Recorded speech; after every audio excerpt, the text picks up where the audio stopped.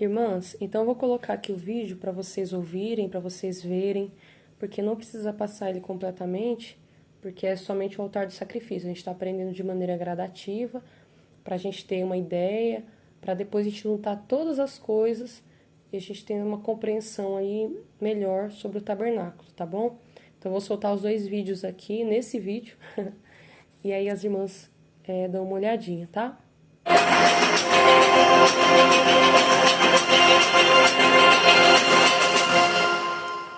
Farás também o altar de madeira de cetim.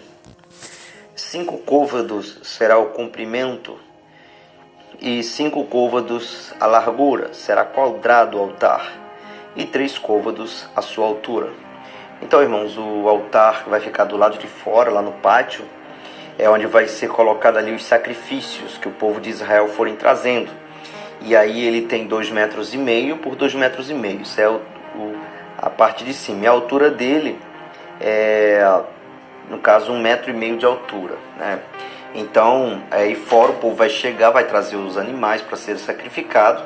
E é nesse altar que fica do lado de fora do tabernáculo, né? O tabernáculo que eu me refiro é aquela casa que nós descrevemos anteriormente, né?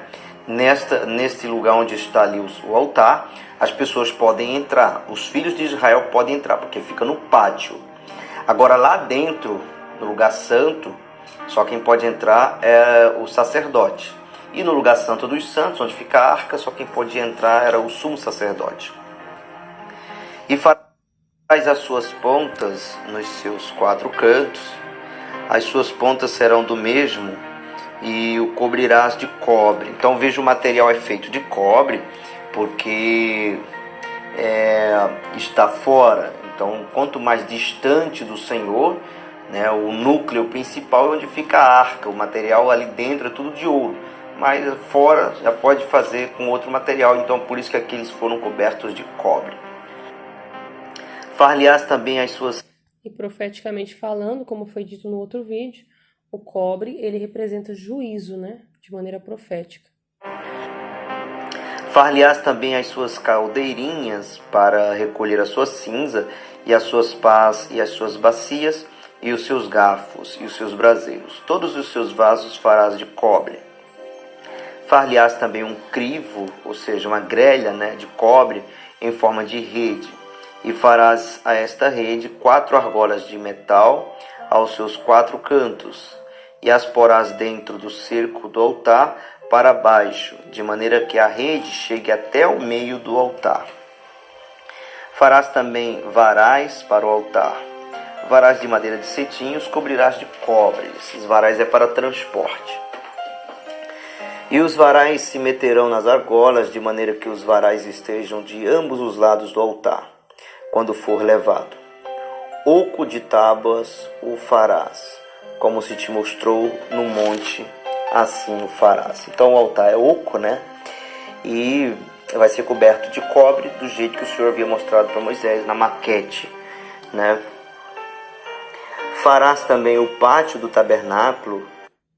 Então, até aqui, né? Fala do altar de sacrifício. Aí agora eu vou mostrar rapidamente o altar, o sacrifício, né? O ritual do sacrifício do animal.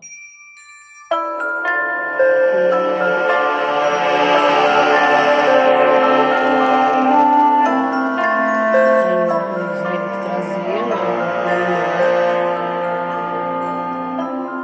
Então, basicamente, sem o cordeiro, ninguém conseguia entrar no átrio do Senhor, porque precisava trazer algum tipo de oferta, né? Seja oferta de manjar, qualquer coisa, você tinha que trazer algo diante de Deus.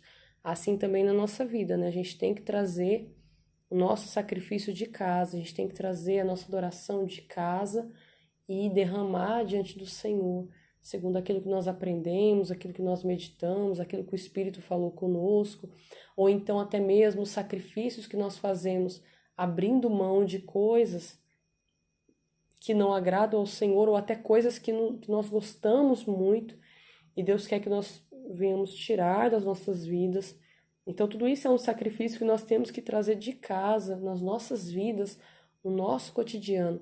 E aí assim a gente consegue ter esse acesso a entrar no átrio do Senhor, né? E principalmente também trazer diante dele o arrependimento, que é um dos principais também.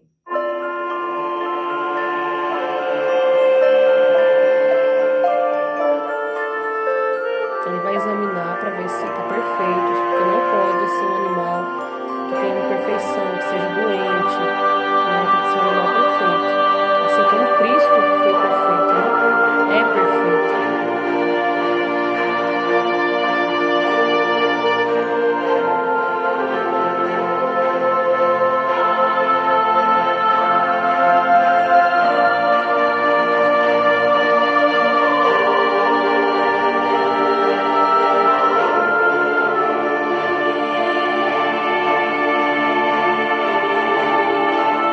Transferindo o pecado dele para o Cordeiro.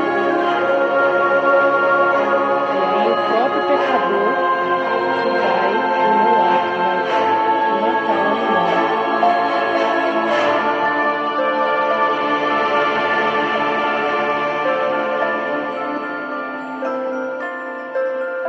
E se finaliza, né?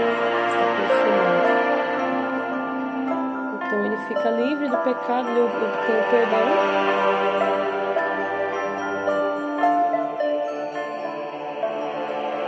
E depois o sacerdote vai pegar as brasas do altar onde foi feito o sacrifício e ele vai levar até o altar do incenso para interceder por essa vida, né? Como se ele representasse essa pessoa, ele fosse até diante de Deus e aí essa pessoa se chegasse diante de Deus, né? É uma representação. Hoje nós temos acesso, mas antigamente, né, na época de Moisés, era feito dessa forma, né? O ritual do... E agora eu vou mostrar também a questão da importância do azeite, né? A prensa. Eles dependiam do fruto da oliveira, da azeitona para praticamente tudo. Como é que eles colhiam? Fustigavam, a azeitona cai aqui. Depois que a azeitona cai aqui, ela é colhida e vamos trabalhar com ela lá em cima, tá bom? Isso aqui é a pedra de moinho. Deus falou o seguinte: ai daquele que fizer tropeçar um desses pequeninos. É melhor que ele amarrasse uma pedra de moinho, o pescoço e se jogasse no mar. Jesus não falou isso? A pedra de moinho. Aí o que acontece? Aqui de novo, vamos fazer às vezes, viu, Vitor! Opa, aqui só Uma vez lá. Vai lá, Vitor. Aqui vai o animal. Tá de ajuda aí. Vai empurrando aqui.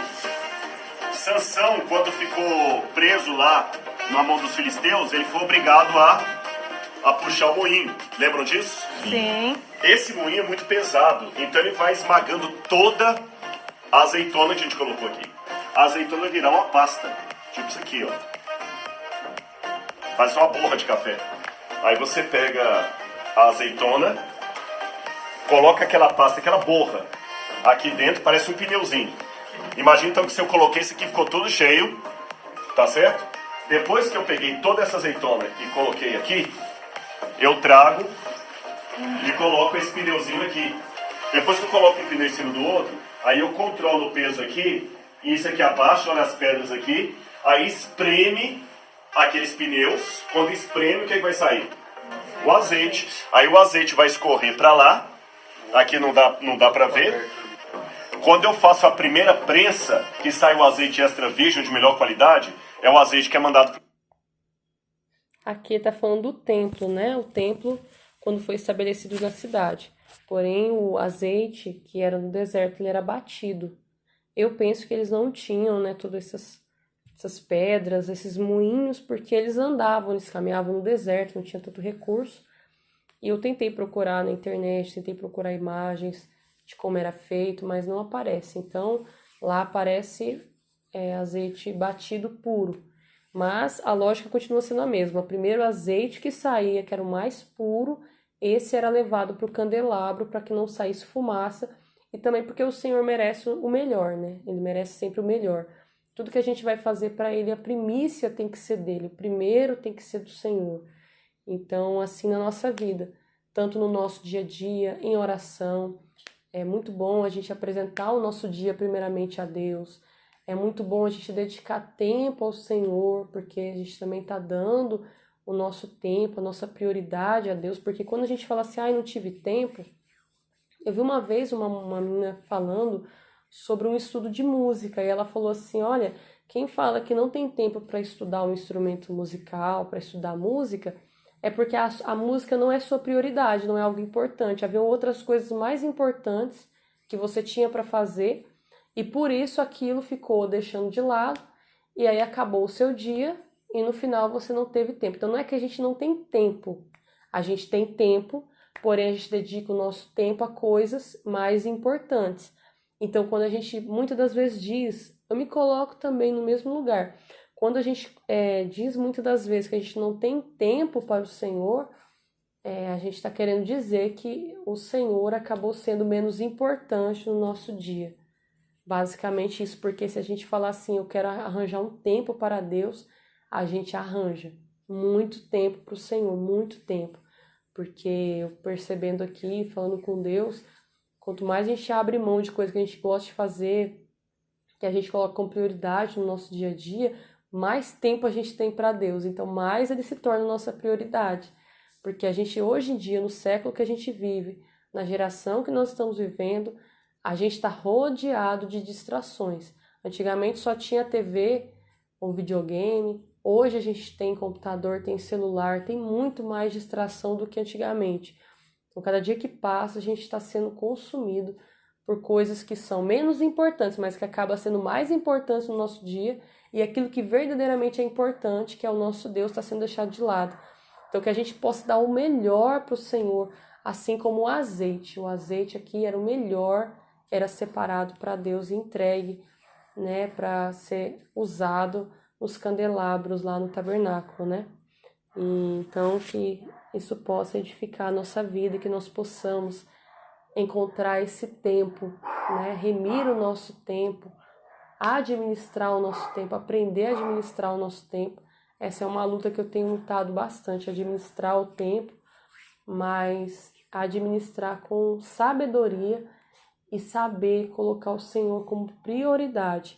E toda vez que a gente disser, eu não tive tempo para o Senhor, a gente possa lembrar que se eu não tive tempo para o Senhor é porque Ele não foi a minha prioridade. Ele não foi o mais importante no meu dia. Que a gente possa se entristecer com isso